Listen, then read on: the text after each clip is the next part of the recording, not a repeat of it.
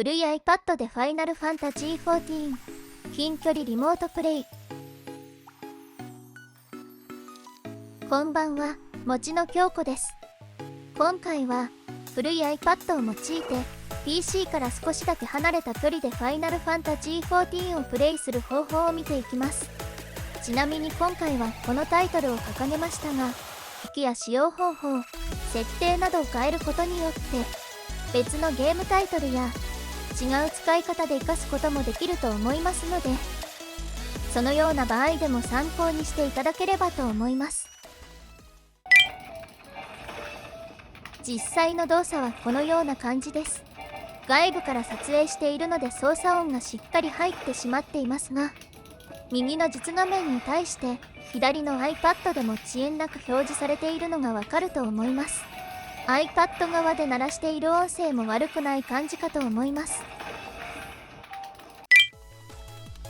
今回の環境はこちらです。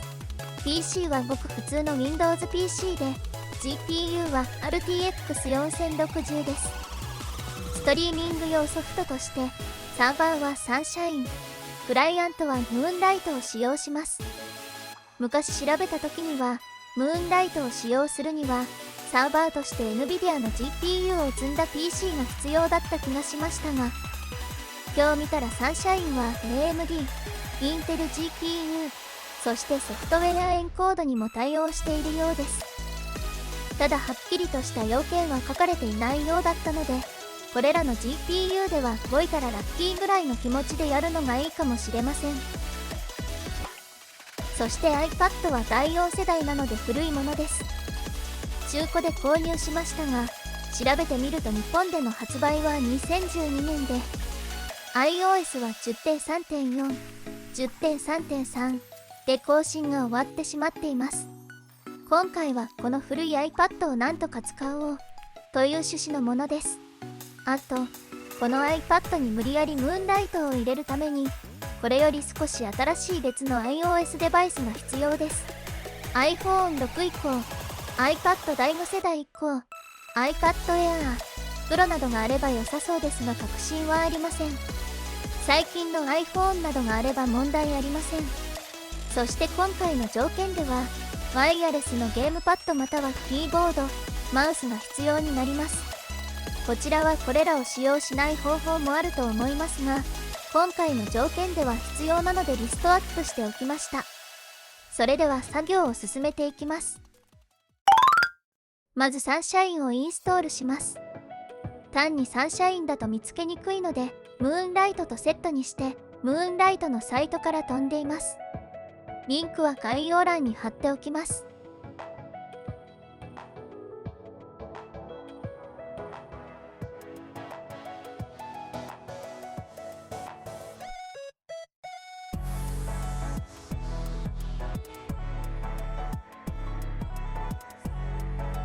少し下に行くと Windows 用のインストーラーがあります。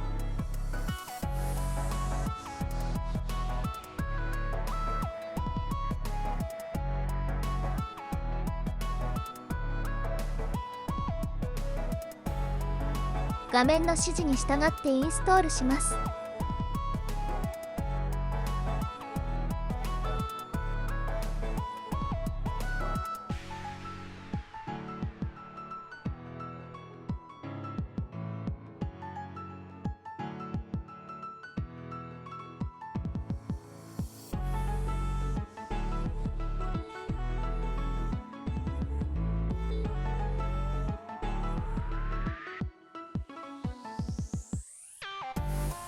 インストール完了したら、タスクバーからサンシャインの管理画面を立ち上げます。警告画面が出ましたが、詳細へ進む、危険を承知の上で使用を押します。パスワードを登録します。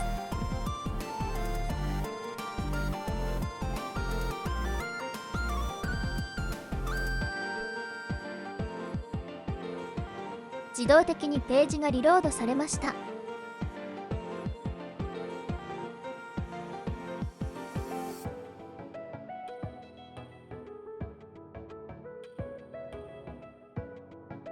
メニューのコンフィギュレーションからロケールを日本語に変更します。セーブを押してアプライをし、ホームを押してリロードします。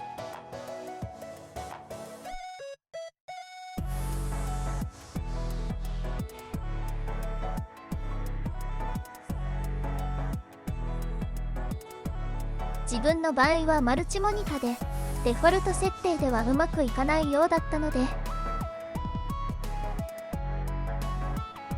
ディスプレイのデバイス設定を自動的にディスプレイを有効にし、プライマリディスプレイにするとしたら思った動作になったのでこれにしました。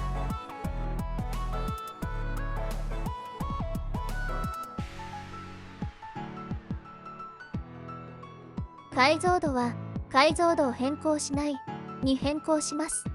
保存して適用します。これで一旦サンシャインは OK です。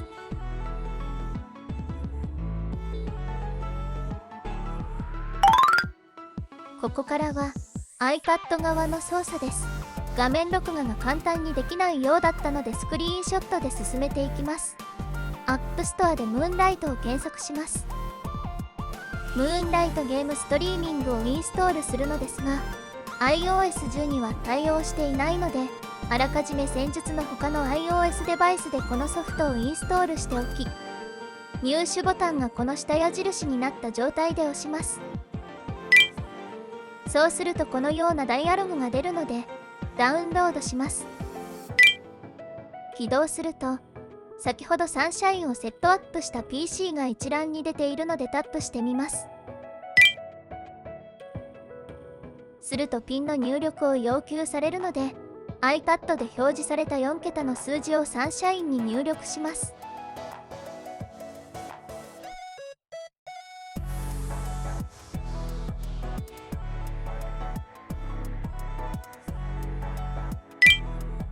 再び iPad 操作に戻ります。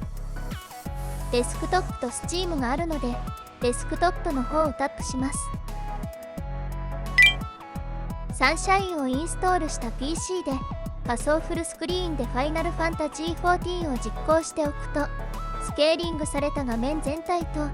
デフォルト設定だとオーバーレイで仮想ゲームパッドが表示されます。これを実際に動かしてみると、冒頭のような感じになります。再度見てみます。右が PC、左が iPad で、外部からスマホで撮影したものです。ピントが合っていないのはご容赦ください。